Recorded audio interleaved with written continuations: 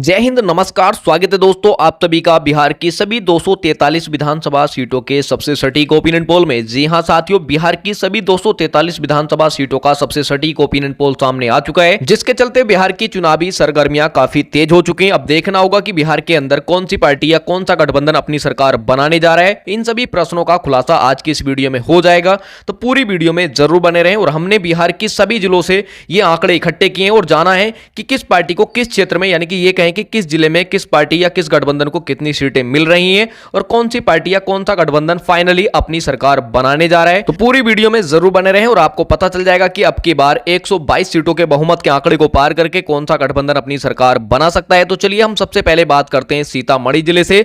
लेकिन शुरू करने से पहले यदि आपने अभी तक भी वीडियो को लाइक और चैनल को सब्सक्राइब नहीं किया है तो प्लीज करके वीडियो को लाइक और चैनल को सब्सक्राइब जरूर कर लें, क्योंकि हम अलग अलग राज्यों के ओपिनियन पोल व एग्जिट पोल सबसे पहले और सबसे सटीक और निष्पक्ष दिखाते हैं, इसलिए चैनल को सब्सक्राइब जरूर कर लें। तो देखते हैं कि सीतामढ़ी की 8 विधानसभा सीटें हैं, जिसमें से देख सकते हैं कि सीतामढ़ी की सभी 8 विधानसभा सीटों का जो ओपिनियन पोल सामने आया है उसमें देख सकते हैं कि बीजेपी और जेडीयू का जो गठबंधन है अर्थात एनडीए की बात करें तो यहां 4 सीट जाने का अनुमान है। वहीं आरजेडी और कांग्रेस पार्टी का जो गठबंधन है कुल मिलाकर के इंडिया गठबंधन की बात करें तो यहां 4 सीट जाने का अनुमान है। अन्य दल का यहां खाता खुलने की कोई संभावना नहीं दिख रही है। तो सीतामढ़ी जिले में आप देख सकते हैं कि एनडीए व इंडिया गठबंधन के बीच मुकाबला टक्कर का देखने को मिल सकता है, ये कहीं कि बराबरी का यहां मुकाबला रहने वाला है। अब बात करते हैं इसी के साथ हम शिवहर जिले की या शिवहर जिले की। शिवहर जिले में विधानसभा की कुल 1 सीट है जो कि इंडिया गठबंधन के खाते में जाती नजर आ रही है। एनडीए पे अन्य दलों की बात करें तो यहां खाता खुलने की कोई संभावना नहीं दिख रही है। अब बात करते हैं इसी के साथ हम नवादा जिले की। नवादा की 5 विधानसभा सीटों का यदि हम ओपिनियन पोल देखें तो यहां बीजेपी और जेडीयू का जो गठबंधन है अर्थात एनडीए, इसके खाते में यहां 2 सीट जाने का अनुमान है। वहीं इंडिया गठबंधन की बात करें आरजेडी और कांग्रेस पार्टी का जो गठबंधन है उसके खाते में यहां 3 सीट जाती नजर आ रही है। अन्य दल की बात करें तो यहां खाता खुलने की कोई संभावना नहीं दिख रही है। तो नवादा जिले में आप देख सकते हैं कि इंडिया गठबंधन को एनडीए के मुकाबले 1 सीट पर बढ़त देखने को मिल सकती है।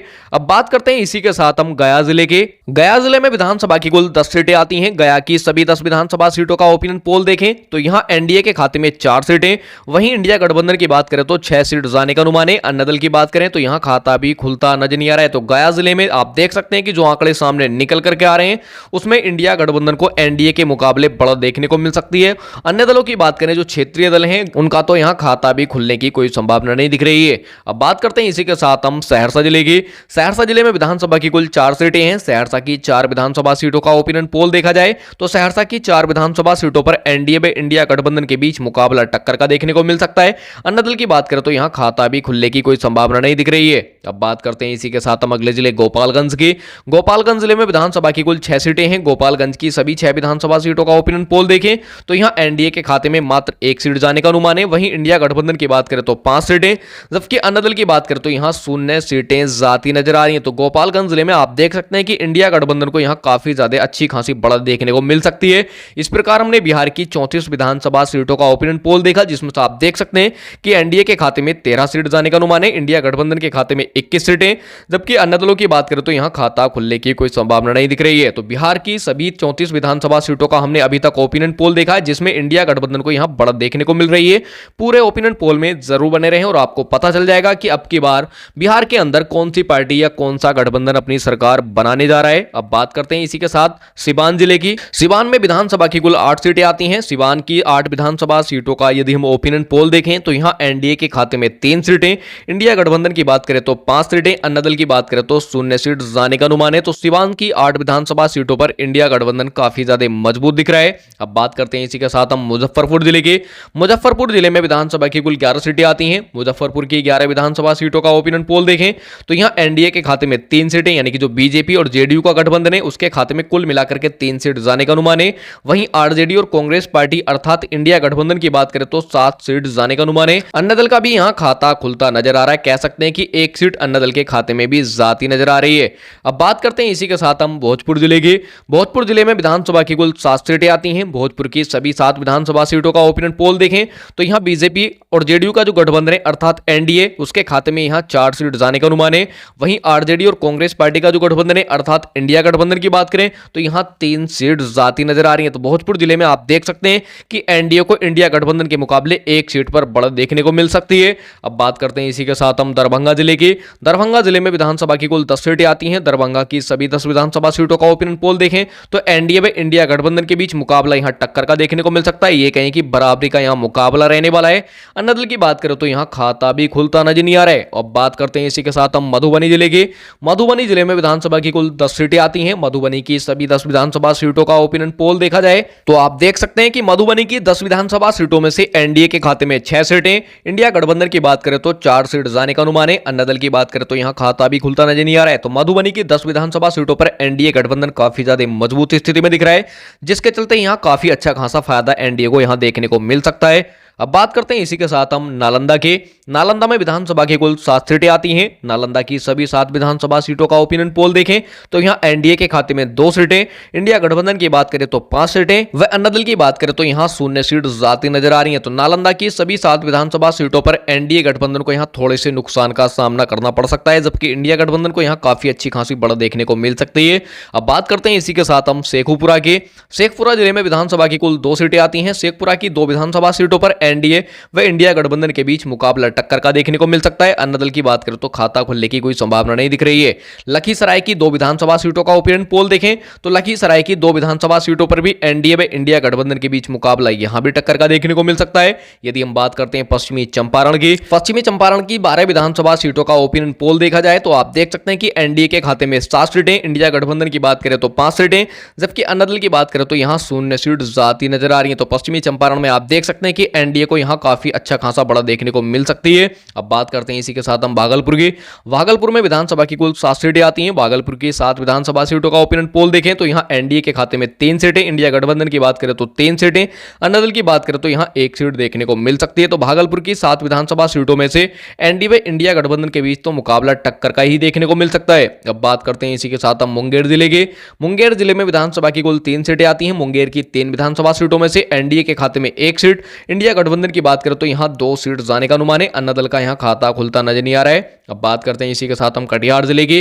कटिहार जिले में विधानसभा की कुल 7 सीटें आती हैं। कटिहार की 7 विधानसभा सीटों का ओपिनियन पोल देखा जाए तो कटिहार की सभी 7 विधानसभा सीटों में से एनडीए के खाते में 2 सीटें, इंडिया गठबंधन की बात करें तो 4 सीटें, अन्य दल की बात करें तो यहां 1 सीट देखने को मिल सकती है। तो कटिहार जिले में इंडिया गठबंधन को यहां काफी अच्छी खासी बढ़त देखने को मिल सकती है। अब बात करते हैं इसी के साथ हम समस्तीपुर जिले के। समस्तीपुर जिले में विधानसभा की कुल 10 सीटें आती हैं। समस्तीपुर की 10 विधानसभा सीटों का ओपिनियन पोल देखें तो यहां एनडीए के खाते में 6 सीटें, इंडिया गठबंधन की बात करें तो 4 सीटें, अन्य दल की बात करें तो यहां खाता भी खुलने की कोई संभावना नहीं दिख रही है। तो समस्तीपुर जिले में एनडीए को यहां काफी अच्छी खासी बढ़त देखने को मिल सकती है। बात करते हैं इसी के साथ हम बेगूसराय जिले की। बेगूसराय जिले में विधानसभा की कुल 7 सीटें आती हैं। बेगूसराय की सभी 7 विधानसभा सीटों का ओपिनियन पोल देखें तो यहां एनडीए के खाते में 2 सीटें, इंडिया गठबंधन की बात करें तो 5 सीटें, जबकि अन्य दल की बात करें तो यहां 0 सीट जाती नजर आ रही है। इसी के साथ बात करते हैं हम चंपारण जिले की। चंपारण में विधानसभा की यानी कि पूर्वी चंपारण में विधानसभा की कुल 9 सीटें आती हैं। पूर्वी चंपारण की सभी 9 विधानसभा सीटों का ओपिनियन पोल देखा जाए तो यहां एनडीए के खाते में 4 सीटें, इंडिया गठबंधन की बात करें तो 5 सीटें, जबकि अन्य दल की बात करें तो यहां खाता भी खुलने की कोई संभावना नहीं दिख रही है। इसी के साथ बात करते हैं हम सुपौल जिले की। सुपौल जिले में विधानसभा की कुल 5 सीटें आती हैं। सुपौल की सभी 5 विधानसभा सीटों का जो ओपिनियन पोल सामने आया है उसमें एनडीए के खाते में 2 सीटें, इंडिया गठबंधन की बात करें तो 3 सीटें, अन्य दल की बात करें तो यहां खाता खुलता नजर नहीं आ रहा है। तो सुपौल जिले में एनडीए को यहां 1 सीट पर नुकसान का सामना करना पड़ सकता है। इसी के साथ बात करते हैं हम खगड़िया जिले के। खगड़िया जिले में विधानसभा की कुल 4 सीटें हैं। खगड़िया की 4 विधानसभा सीटों पर एनडीए व इंडिया गठबंधन के बीच मुकाबला टक्कर का देखने को मिल सकता है। इसी के साथ बात करते हैं बांका जिले के। बांका जिले में विधानसभा की कुल 5 सीटें हैं। बांका की 5 विधानसभा सीटों का ओपिनियन पोल देखा जाए तो यहां एनडीए के खाते में 2 सीटें, इंडिया गठबंधन की बात करें तो 3 सीटें, जबकि अन्य दल की बात करें तो यहां खाता खुलने की कोई संभावना नहीं दिख रही है। अब इसी के साथ बात करते हैं अगले जिले पूर्णिया की। पूर्णिया जिले में विधानसभा की कुल 7 सीटें आती हैं। पूर्णिया की सभी 7 विधानसभा सीटों का ओपिनियन पोल देखा जाए तो पूर्णिया की 7 विधानसभा सीटों में से एनडीए के खाते में 1 सीट जाने का अनुमान है। तो कह सकते हैं कि पूर्णिया जिले में एनडीए को बहुत बड़ा झटका लगता नजर आ रहा है, जबकि इंडिया गठबंधन के खाते में 6 सीटें। तो कह सकते हैं कि इंडिया को यहां काफी ज्यादा बढ़त देखने को मिल सकती है। अन्य दल की बात करें तो यहां खाता खुलने की कोई संभावना नहीं दिख रही है। अब बात करते हैं इसी के साथ हम जमुई जिले के। जमुई जिले में विधानसभा की कुल 4 सीटें हैं। जमुई की सभी 4 विधानसभा सीटों का ओपिनियन पोल देखा जाए तो एनडीए व इंडिया गठबंधन के बीच मुकाबला यहां भी टक्कर का देखने को मिल सकता है। अन्य दल की बात करें तो यहां खाता खुलने की कोई संभावना नहीं दिख रही है। अब बात करते हैं इसी के साथ हम जहानाबाद जिले की। जहानाबाद जिले में विधानसभा की कुल 3 सीटें हैं। जहानाबाद की सभी 3 विधानसभा सीटों का ओपिनियन पोल देखें तो यहां एनडीए का तो खाता खुलने की कोई संभावना नहीं दिख रही है, जबकि इंडिया गठबंधन के खाते में 2 सीटें और अन्य दल की बात करें तो यहां 1 सीट देखने को मिल सकती है। तो जहानाबाद की 3 विधानसभा सीटों पर एनडीए को यहां बहुत बड़ा झटका लगता नजर आ रहा है। अब बात करते हैं इसी के साथ हम औरंगाबाद जिले के। औरंगाबाद जिले में विधानसभा की कुल 6 सीटें आती हैं। औरंगाबाद की 6 विधानसभा सीटों का ओपिनियन पोल देखें तो यहां एनडीए के खाते में 2 सीटें, इंडिया गठबंधन की बात करें तो 3 सीटें, जबकि अन्य दल की बात करें तो यहां 1 सीट देखने को मिल सकती है। औरंगाबाद जिले में आप देख सकते हैं कि औरंगाबाद की 6 विधानसभा सीटों पर यहां एनडीए को 1 सीट पर नुकसान का सामना करना पड़ सकता है। अब बात करते हैं इसी के साथ हम अरवल जिले के। अरवल जिले में विधानसभा की कुल 2 सीटें आती हैं। अरवल की 2 विधानसभा सीटों पर एनडीए व इंडिया गठबंधन के बीच मुकाबला यहां भी टक्कर का देखने को मिल सकता है। अन्य दल की बात करें तो खाता भी खुलने की कोई संभावना नहीं दिख रही है। अब बात करते हैं इसी के साथ हम वैशाली जिले के।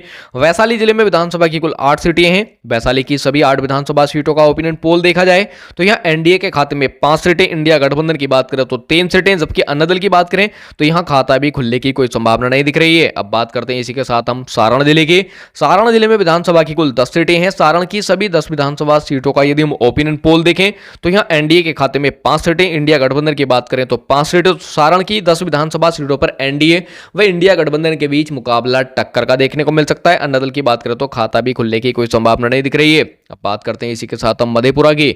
मधेपुरा में विधानसभा की कुल 4 सीटें आती हैं। मधेपुरा की सभी 4 विधानसभा सीटों पर मुकाबला यहां भी टक्कर का देखने को मिल सकता है। ये कहें कि 2-2 सीटों का बंटवारा देखा जा सकता है।